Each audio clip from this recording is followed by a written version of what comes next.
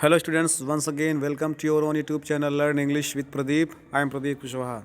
Student आज की class में हम UP board intermediate poetry the song of the free जो कि स्वामी विवेकानंद जी के द्वारा लिखा गया है का सेकेंड पार्ट लेकर आप लोग के बीच में आया हूँ, जिसमें मैं one of the most important stanza का एक्सप्लेनेशन करूँगा। लास्ट की वीडियो में भी मैंने एक स्टेंजा का एक्सप्लेनेशन दिया था जो कि मोस्ट इम्पॉर्टेंट था, लास्ट के प्रीवियस एग्ज़ाम्स में बहुत बार पूछा गया था। तो सो गाइस, ये स्टेंजा भी ऐसा है जो बोर्ड एग्ज़ाम में कई बार पूछा हुआ है। इसको हम लोग ध्यान से समझते हैं। पहले पोएम को एक बार रीड कर लेते हैं। रीड करते हैं पोएम को। Let eyes grow dim and heart grow faint and friendship fail and love betray. Let fate its 100 horror sent and clotted darkness block the way, and nature wore one angry frown to crush you out. Still know my soul, you are divine. March on and on, nor right nor left but to the goal. तो guys, इसको मैं हिंदी में और English में already previous video में explain कर चुका हूँ, लेकिन फिर भी एक बार इसको समझ लेते हैं। Let eyes grow dim and heart grow faint. चाहे आँखों के सामने अंधेरा छा जाए और आपका दिल चाहे बैठा जाए। फ्रेंडशिप फेल, चाहे मित्रता असफल हो जाए। लव बेट्रे, और प्रेम भी धोखेबाज हो जाए। Let fate its 100 horror send, चाहे आपका भाग्य आपके सामने हजारों प्रकार के भय आपके सामने भेजने लगे। And clotted darkness barred the way, और इस प्रकार से अंधकार आपका मार्ग अवरुद्ध कर दे। And nature wear one angry frown, और प्रकृति भी अपना एंग्री रूप धारण कर ले। टू क्रैश यू आउट, आपको नष्ट करने के लिए। स्टिल नो माई सोल, तब पर भी अपनी आत्मा पर विश्वास करो। यू आर डिवाइन, आप दैवी हैं। मार्च ऑन एंड ऑन, और आगे बढ़ो। नॉट राइट नॉर लेफ्ट, ना तो दाएं ना तो बाएं, बट टू द गोल, सीधे अपने लक्ष्य की तरफ बढ़िए।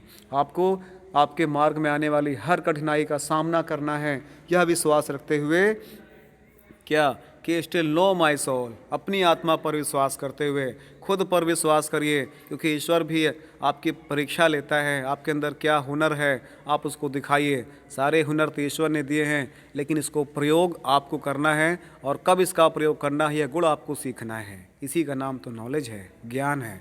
तो चलिए इसको रेफरेंस करते हैं, रेफरेंस देखते हैं। इसका रेफरेंस है these lines have been taken from the poem the song of the free and composed by Swami Vivekanand. Listen again. These lines have been taken from the poem The Song of the Free, composed by Swami Vivekanand. Context देखते हैं, इसका context क्या कहता है। Context में हम लोग क्या लिखते हैं, जो भी स्टेंजाज में लिखा गया है, स्टेंजा का भाव क्या, उसी को हम लोग कॉन्टेक्स्ट में लिखते हैं। I have already explained about it in my last videos. तो देख लेते हैं एक बार इसको। कॉन्टेक्स्ट में क्या लिखेंगे।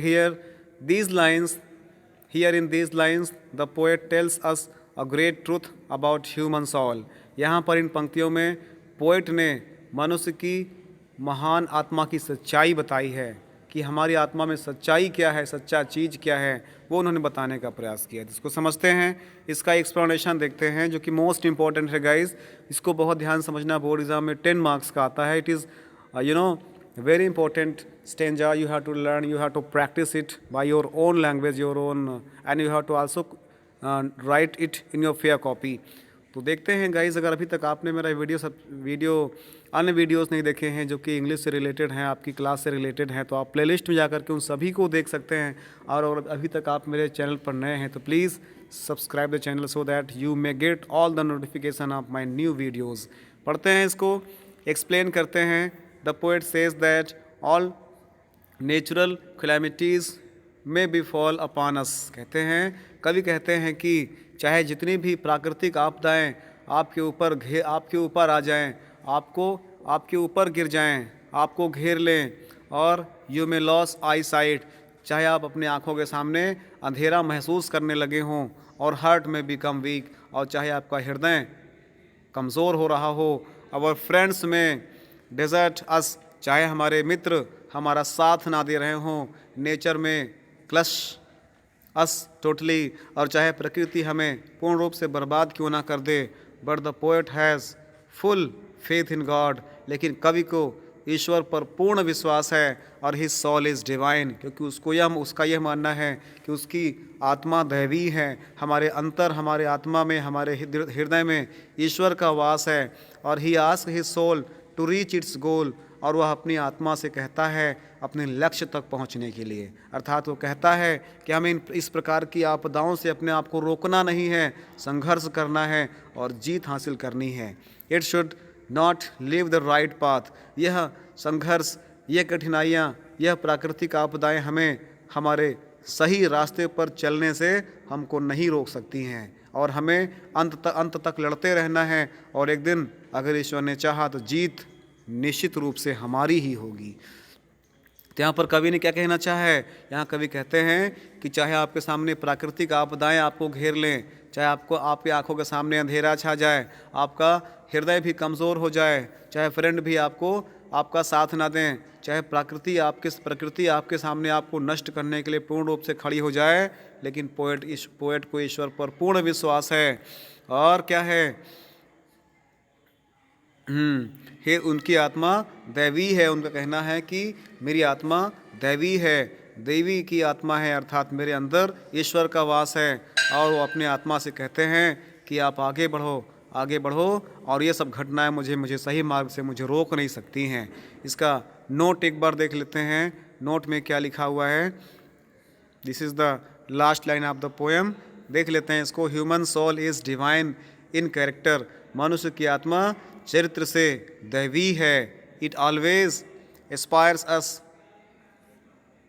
It's final communion with God, कहते हैं कि ये हमें हमेशा प्रेरित करती है अपना सर्वश्रेष्ठ प्रदर्शन करने के लिए, और यह भी विश्वास दिलाती है कि God is the one who always help the person who believe in God and do their work honestly.